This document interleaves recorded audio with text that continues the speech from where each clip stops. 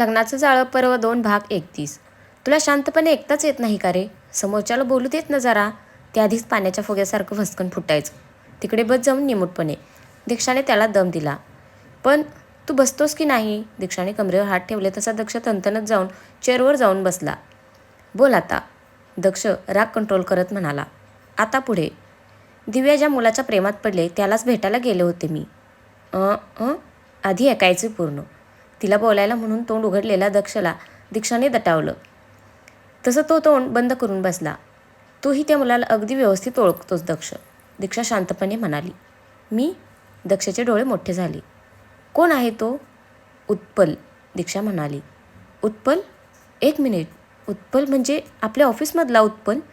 तो आपल्या टीममधला उत्पल ज्याने दर्शन प्रकरणात आपल्याला मदत केली तो उत्पल? यू मीन जोशांचा उत्पल?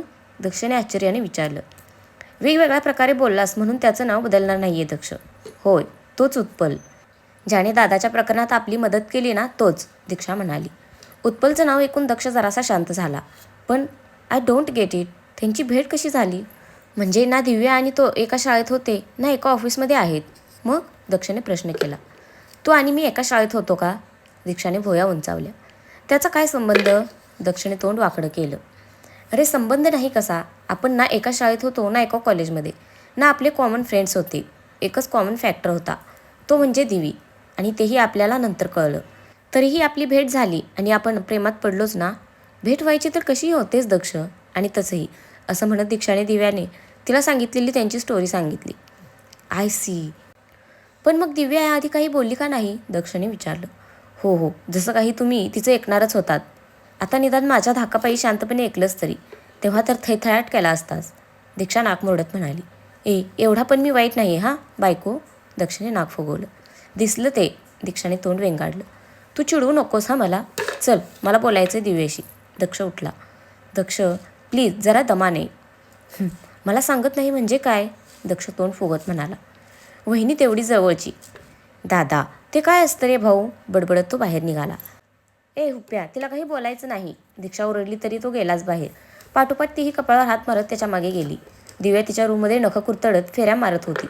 दक्ष काय करणार आता हा विचार करूनच तिला टेन्शन आलं होतं. एक वेळ अनुराधा आणि बाकी घरच्यांना पटवणं सोपं होतं. पण दक्ष दादा म्हणजे लय अवघड प्रकरण होतं. दिव्या बाहेरून दक्षच्या गरजण्याचा आवाज आला तशी ती दचकलीच. बाप्पा याआधी मानवपासून रक्षण कर माझं. तिने बाप्पाच्या मूर्तीसमोर हात जोडले आणि पटकन बाहेर पळाली. दक्षाचा आवाज ऐकून अनुराधा लगबगीने बाहेर आल्या. काय रे, काय झालं? काय ग दिशू, हा असा का घसा फाडतोय? त्यांनी दीक्षाला विचारलं. कळेलच, येऊ दे तुझ्या कार्टीला. दक्ष म्हणाला आणि सोफ्यावर फतकल मारून बसला. दिव्या पळत खाली आली. दादा. ती त्याच्याकडे घाबरून पाहत होती. तो मात्र तिच्यावर नजर रोखून बसला होता. कधीपासून सुरू आहे हे लफडं? त्याने धारदार आवाजात विचारलं. लफडं? कसलं लफडं? काय बोलतोस तू? अनुराधाने नकळून विचारलं. आपल्या लाडक्या दिव्याताई कारखानीच प्रेमात पडल्यात आई. दक्ष तिरकत ससत म्हणाला आणि अनुराधांचे डोळे विस्फारले. काय ग, काय बोलतोय हा? त्यांनी दिव्याला विचारलं.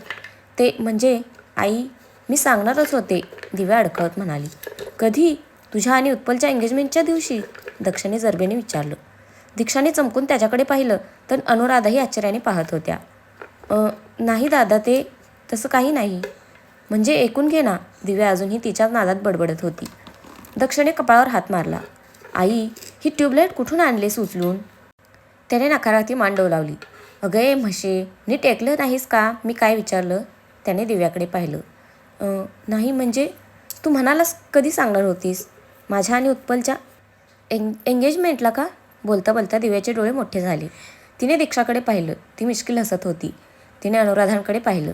त्या हसू दाबत होत्या. तिने दक्षकडे पाहिलं. तो गालात हसत होता. दादा जा रे तू. तिने सोफ्यावरची उशी घेतली आणि त्याला बडवायला सुरुवात केली. नेहमी असा करतो हा. मला नेहमी घाबरवतो. जा तू दुष्ट. आई मला याची रिप्लेसमेंट हवे.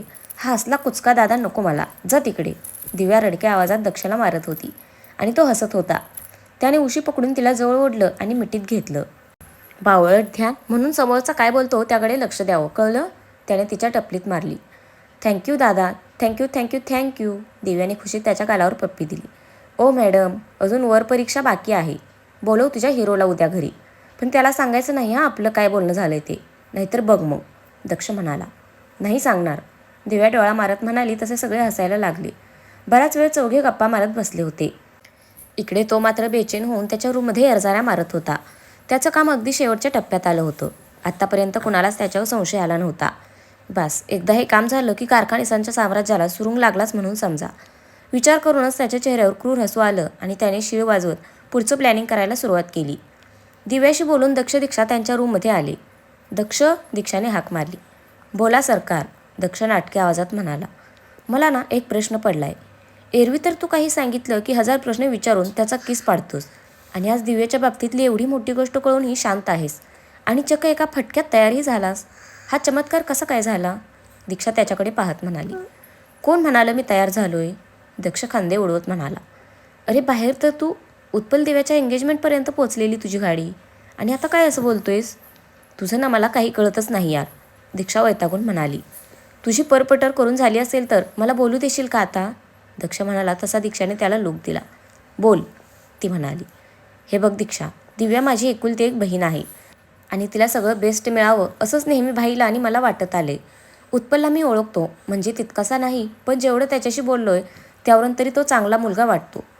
पण चांगला एम्प्लॉय आणि चांगला लाईफ पार्टनर यात जमीन आसमानाचा फरक असतो ना. त्याला पारखल्याशिवाय आणि माझी खात्री झाल्याशिवाय मी पुढे जाणार नाही आहे.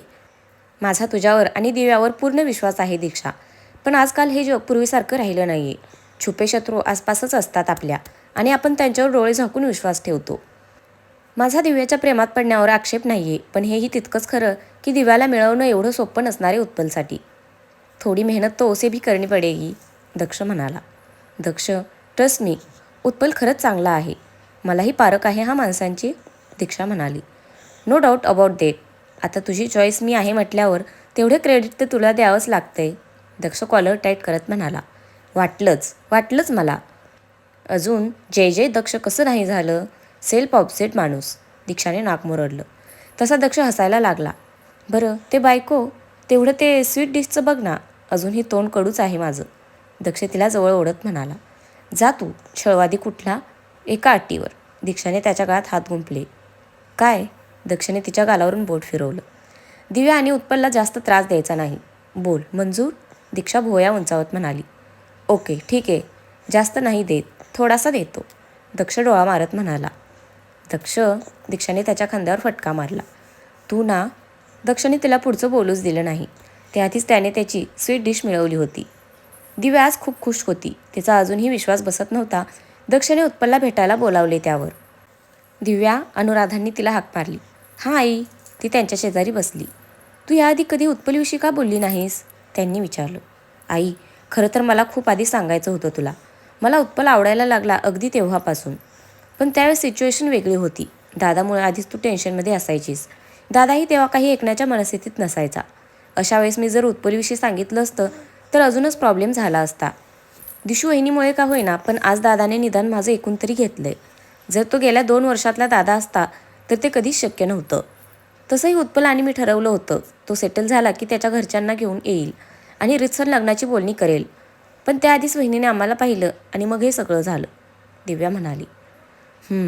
अनुराधा हसल्या. बरं जरा सांग तरी त्याच्याविषयी.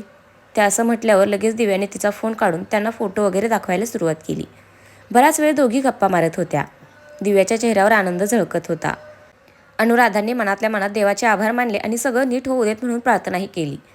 पण खरंच सगळं नीट होणार होतं का एक नवीन आव्हान समोर येऊन ठाकणार होतं, ते तर येणारी वेळच सांगणार होती. दुसरा दिवस उजाडला. आज दक्षने सांगितल्याप्रमाणे उत्पल त्याला भेटायला घरी येणार होता.